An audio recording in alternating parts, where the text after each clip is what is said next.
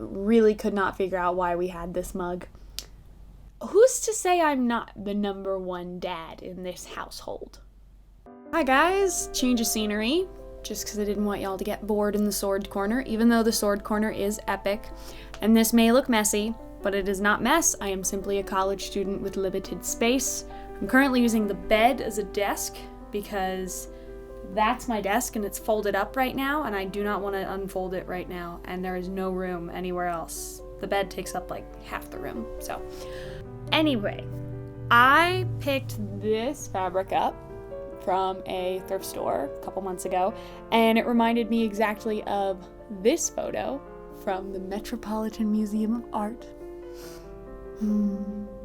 So I decided, why not try and make it? Using a robe à l'anglaise pattern that I found online. I just have a JPEG of it downloaded on my computer. I don't actually know where the original source is, otherwise I would let you guys know. It's on a 1x1 inch grid, so if you just screenshot what I've got up on the screen, then you should be able to draft it as well. I did go ahead and make a few adjustments to the pattern though, as I used it last year to make a dress and it went okay. I have this, and this is made from the same pattern that I'm going to be using to cut the new dress, except this did not go as well as I had hoped. So we're going to learn from our mistakes here. I've tried it back on over my stays, and it doesn't close all the way in the front, so I need to extend these panels a little bit because I don't want to lace down anymore. I'm very comfortable where I'm at right now. So I'm going to extend the front panels a little bit. I'm going to shorten the front peak a little bit and round it off because that's what I'm going for stylistically. And then I like the way this sits. I kind of dig the back. Again, I might shorten and round it off a little bit, but I think the back actually could stay as it is. And then the only other thing to adjust on this is the neckline needs to be lower because it's not actually at my bust. It's much too high. My bust is down here and the other neckline is up here, so that's not going to work. And then also the sleeves, I need to make them longer. The previous dress I made, it just goes to the elbow and then has a little puff. These ones though, I want to go slightly past the curve of my arm. And then the arm's eye setting it's okay, but it's just a little uncomfortable with the I have full range of motion. It's just a little pinchy in certain points. So I'm gonna be very careful about how I set the sleeves on my new one. Otherwise, we can get started cutting. Then after the pattern is adjusted and we've got all our stuff changed, then it's time to actually cut out our fabric for the bodice in the stripes and our bodice fabric for our lining. I'm doing a lining, but I'm also doing a third layer of fabric, and I'll explain how that's gonna fit in after the cutting.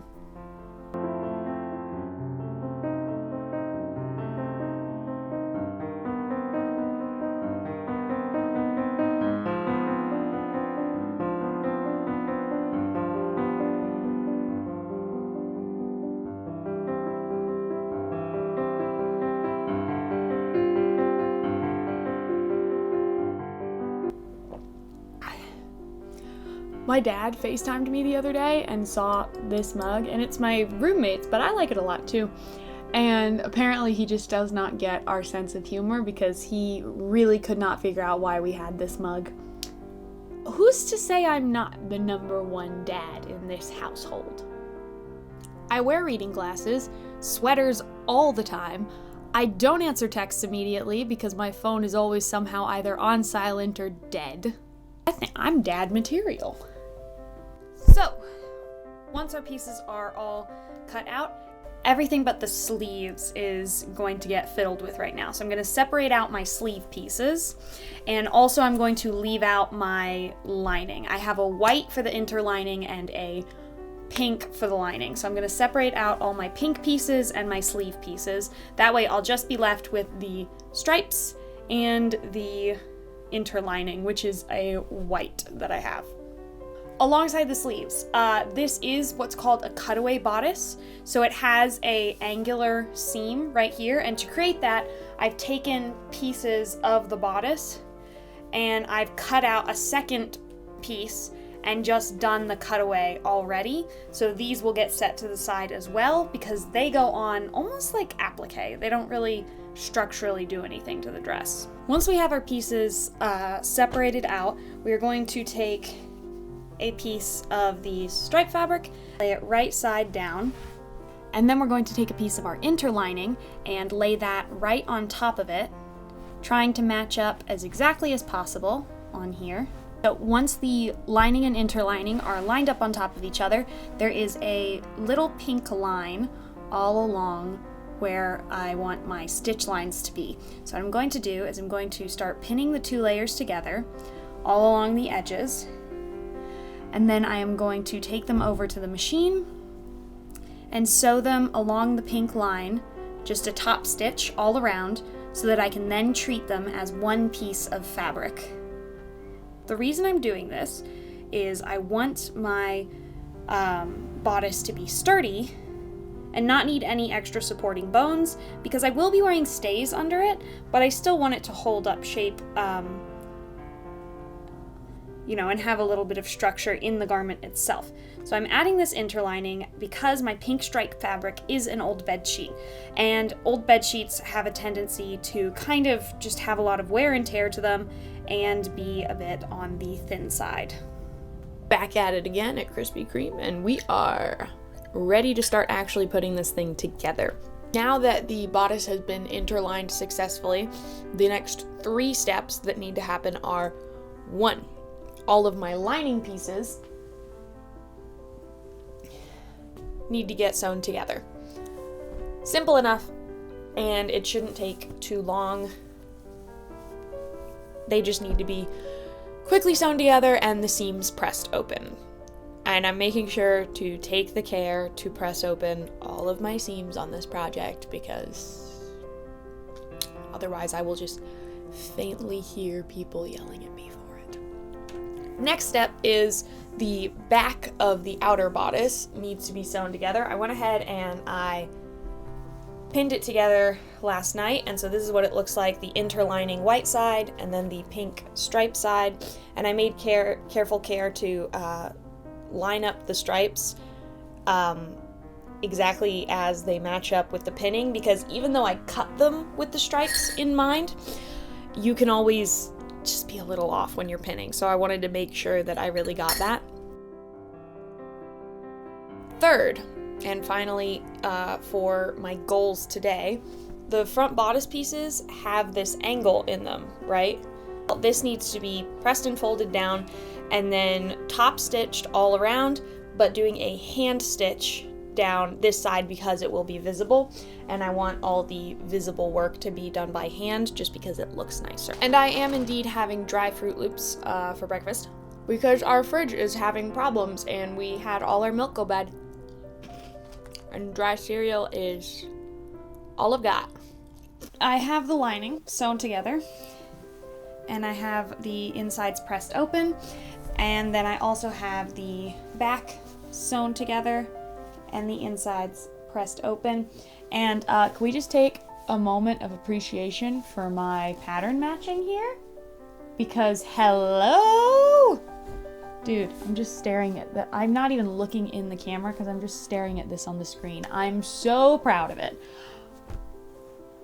Speaking of pattern matching, I also got the false fronts sewn together, and they are hand stitched on, and just this little panel that goes in diagonally across the bodice, and are also wonderfully pattern matched. That was such good comedic timing. You deserve a raise. Next is connecting the bodice to the bodice, the front of the bodice to the back of the bodice. And so I'm going to start pinning that and then sew it together. Working on the sleeves, I ran out of white and pink for the lining, so the sleeves get to have a flowery lining. The same thing I used for lining in my last video. Actually, this is just leftovers. Don't throw away your scraps because they will be valuable later. But I'm going to fit the sleeves accurately. I'm just going to line them in accurately. So for fitting the sleeves, I'll do that on camera. For lining, I'm lining the bodice doing something called a flat lining, which is where you iron down the edges and then you pin together and fell stitch along the edges. But with the sleeves, I'm going to bag line them, which is where you put the lining and the outside layers together, and then you put them right sides together, pin all around, leave a little space, and turn it inside out. I'm going to do that with these and leave just a bit of extra room at the top of the sleeves so that I can fit them. That way I won't have to worry about flat lining them later, just because I think that's going to be more trouble than it's worth, and time is of the essence. I have to have this done by the end of the weekend, so I have 2 more days. Now that these have been bag lined and just ironed together, the next step is to sew up this little elbow crease here, and I'm just going to do that by hand. And what this does is just adds a little bit of extra shape to what we're doing and creates a nice subtle bend at the elbow part of the garment, allowing the sleeve to take on a shape that isn't just a straight up tube. And once that is all done, we are going to right sides together, stitch up along the arm seam like so, and then start fitting the sleeves.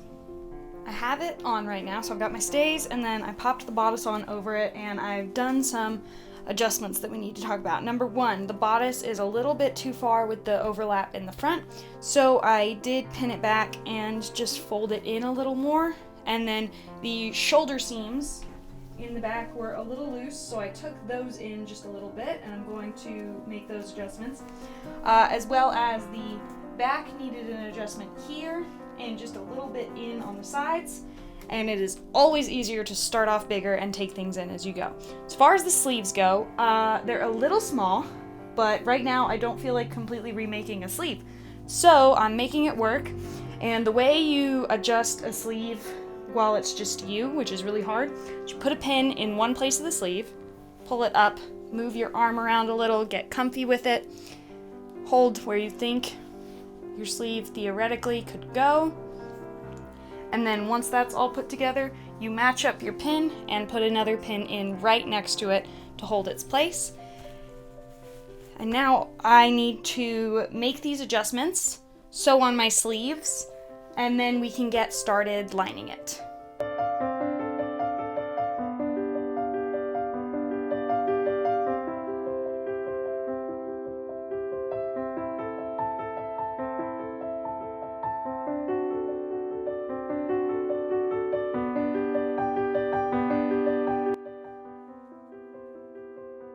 Oh my gosh, this is so much more comfortable than the last one, and it actually like has a pretty nice fit to it.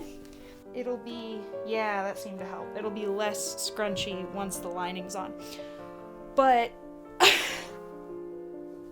I'm so unbelievably happy with this. Oh my gosh. I'm kind of shocked that it came out this good, for real. But there's minimum gaping up here, which was a big problem I had the last time I used this pattern. So adjusting the back really helped with the gaping. There's still a little bit going on, but it's not that bad. This fits very nicely all through here. This is sitting down. It doesn't go as far down as I'd like, so I need to make sure that I adjust next time for that. But it looks pretty good. The only thing left to adjust that I wanted to leave for last is the center back top is sticking out a little more than I'd like. So I'm just going to tuck that in a little bit to where it lays against the skin instead of this weird, like, I don't know if you can see, this weird popping out that we have happening here. I want that to come in a little bit. So I'm gonna adjust that, and then we can get started on flatlining this. But the back needs to be adjusted first thing. So I think I'm just gonna take in about an inch, I think. Should get it to lay just a little nicer instead of having this stick out like that. Yes! Wow. Last thing to do is fold in all around the edges of both the bodice and the lining, and then actually put them together. Taking kind of a half, ironing half quesadilla break, because I tend to get distracted during projects and forget to take care of myself. And self-care is important to all of you artists, creators, sewers, makers out there. Go drink water right now. Oh, I should drink water. I got water.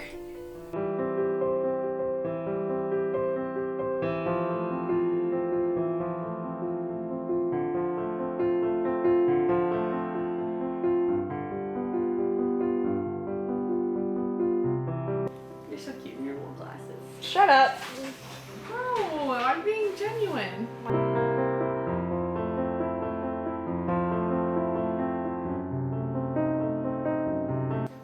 Technically, this is two sharp objects held together with a screw. Exactly.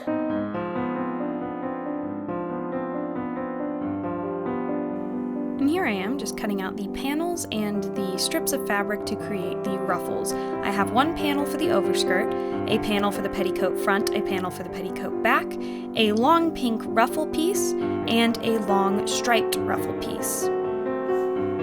I also went ahead and cut out and ironed down some scrap rectangles to make bows.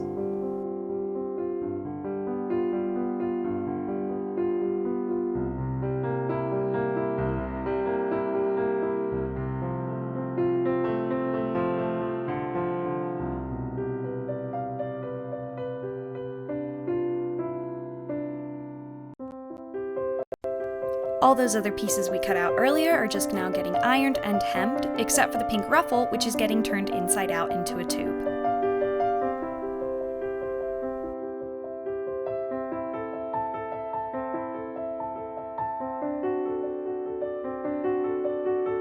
Then it's time to start gathering and attaching the ruffles onto the petticoat front.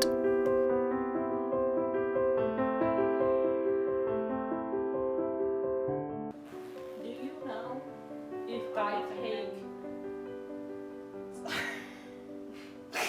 I'm not operating on all cylinders. I'm gonna assume You can't not. blame me.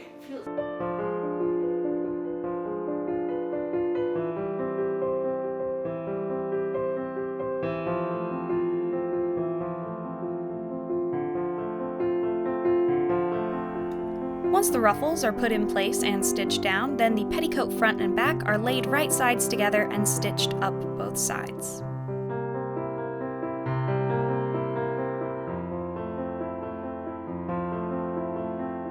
The petticoat front is pleated into a ribbon waistband, as it would have been done historically. And since the petticoat back is from an old bedsheet and already had a tube in the top of it, instead of pleating it down, I simply strung it onto my waistband. And this is going surprisingly well. Interesting. That overskirt panel that was cut out earlier is now getting pleated down and pinned into the bodice.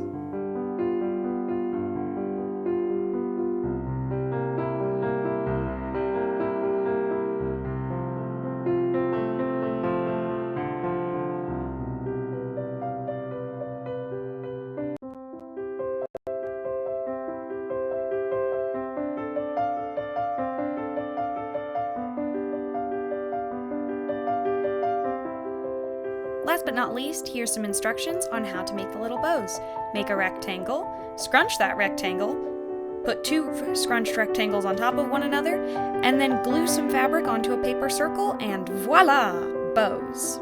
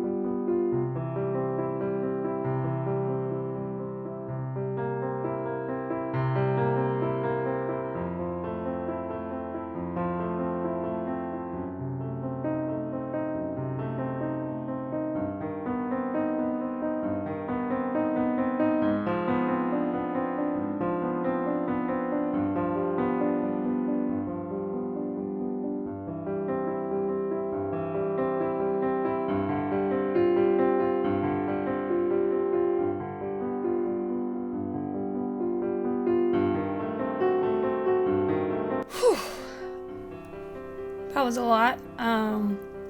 Cannot tell you how ridiculously happy I am about this dress. I am just pleased as punch. As always, there's a few things that I would change. The overskirt doesn't quite go as far in as I would like. I may change that up. That's the perks of hand sewing. It's easy to undo. And then maybe I should add some, I am wearing half bone stays, so maybe adding like a couple pieces of boning to the bodice might have been helpful with the whole scrunchiness thing, but it's honestly not that bad, and I still think it looks phenomenal. It's so cool. I love it so much, and it fits really well. Still a little bit around the chest, it gets a little gapey, but you know, it's not a big problem. I mean, I just have to posture, and that's just coming from me slouching so much. But otherwise, great dress, great project. I'm so happy with it, and I hope you guys enjoyed watching me make it in this ridiculously fast, awful time period. Not awful because of the dress. It's been a busy few weeks. But this has been a high point, definitely. As always, I am Art by LGO. You can find me on TikTok, Instagram, Patreon, YouTube, and I have a website that I just recently posted as well, artbylgo.com. And on there you can find a gallery of my artwork, some of my costume work, as well as a few pieces that I currently have on sale. Right now it's just paintings, but I may put some of my old costume projects there as well. And I hope you all have a lovely day, night, whenever it is that you're watching it, and I'll see you next time. I plan on posting about once a month, so should be March 20th. Next time I'm posting a video. And if you want sneak peeks as to what's coming for the videos, then consider joining my Patreon. I post usually a week and a few days out from the video with sneak peeks into the costume and the process. Bye! Like a bat. Renee Rapp was Renee Rapp, and so I'm ridiculously happy about that. Freaking bats.